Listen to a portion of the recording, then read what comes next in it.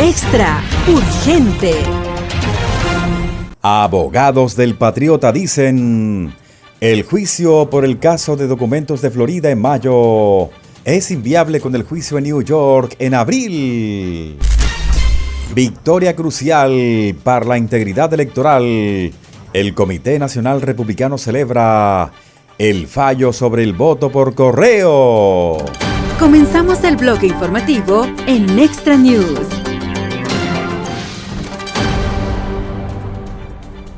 Los abogados del presidente patriota presentaron un aviso al Tribunal de Distrito de Estados Unidos para el Distrito Sur de Florida, alertando a la jueza Aileen Cannon de que un juicio a finales de mayo o principios del mes de junio ya no es viable. El patriota ahora se enfrenta a un juicio penal el 15 de abril en New York, fecha fijada a principios de esta semana, lo que marcará la primera vez en la historia de la nación que un presidente en ejercicio o un expresidente será juzgado penalmente. El fiscal de distrito de Manhattan, Alvin Bragg, está procesando al presidente patriota por 34 cargos de presunta falsificación de registros comerciales relacionados con un supuesto plan de pagos para eliminar noticias desfavorables durante las elecciones del 2016. Se espera que el juicio en New York se extienda hasta finales del mes de mayo de este año, según el abogado del patriota. En Florida, el fiscal especial Jack Smith está procesando al patriota por 40 cargos relacionados con el presunto mal manejo de documentos clasificados. El año pasado, el juez Cannon fijó la fecha del juicio para el 20 de mayo, que se espera que se retrase después de que el descubrimiento resultó ser más voluminoso de lo que esperaba el tribunal. Después de una audiencia, a principios de este año, el juez sugirió que establecería un nuevo cronograma. Sin embargo, aún no ha indicado cuál será el nuevo cronograma del juicio. Previamente anticipando un juicio en marzo por el caso del patriota en Manhattan, los fiscales de Florida propusieron fechas en mayo y junio al Tribunal Federal que, según la defensa, ya no funcionarán.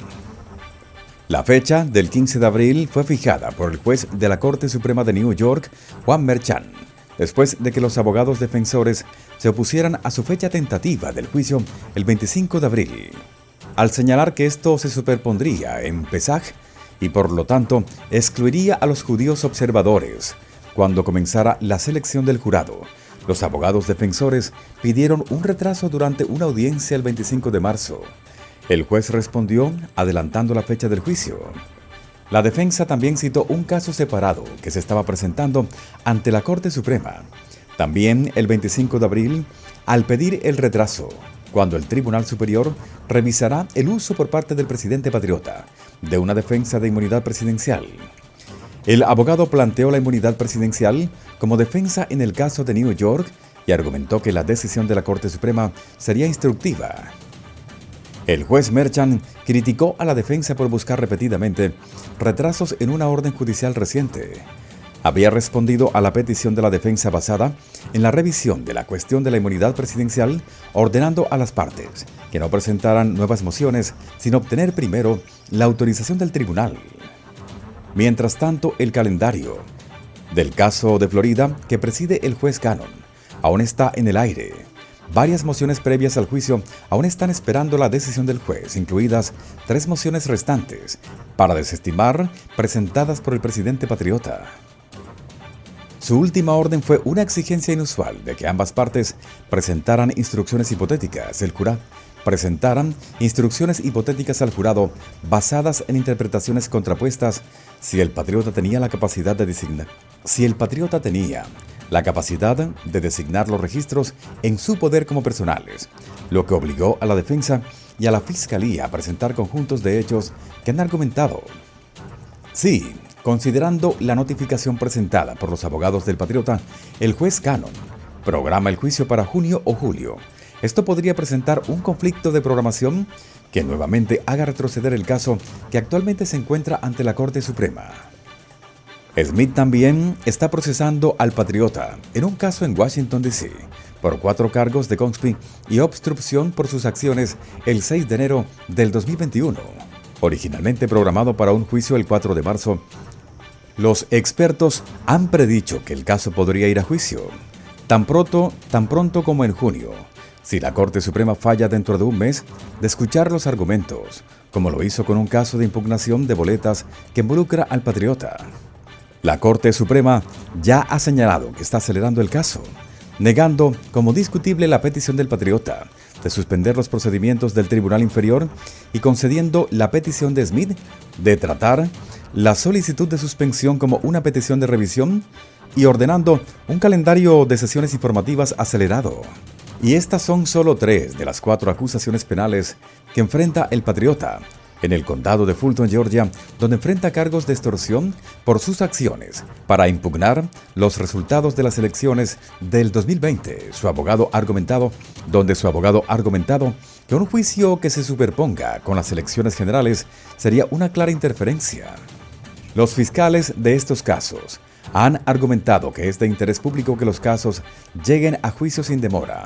Los expertos han opinado que los fiscales quieren decir que los casos deberían juzgarse antes de las elecciones generales. Sin embargo, es probable que los casos no se resuelvan antes de las elecciones generales.